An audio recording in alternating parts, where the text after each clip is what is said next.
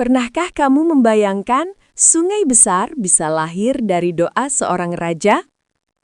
Inilah kisah ajaib dari Kediri tentang air suci yang membawa kehidupan.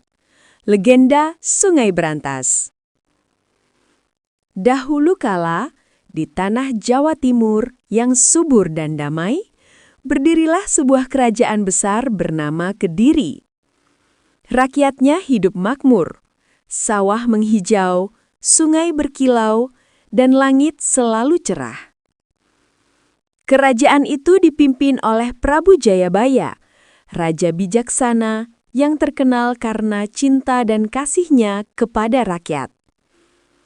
Di bawah kepemimpinannya, semua orang hidup dalam kedamaian. Tapi suatu hari, datanglah musim kemarau yang panjang. Hujan tak lagi turun, sungai-sungai kecil mengering, dan tanah mulai retak-retak. Air menjadi barang langka. Rakyat harus berjalan jauh hanya untuk mendapatkan setetes air dari sumur tua. Melihat penderitaan itu, hati Prabu Jayabaya sangat sedih. Ia tak tega melihat anak-anak menangis kehausan, dan para petani tak bisa menanam padi. Maka sang raja memanggil para pendeta kerajaan dan berkata, "Jika tak ada lagi air, maka tak ada lagi kehidupan. Aku harus memohon pada Yang Maha Kuasa agar menurunkan rahmat untuk rakyatku."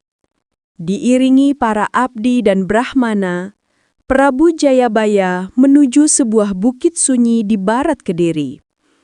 Di sanalah ia bertapa, berdoa dengan tulus selama 7 hari 7 malam.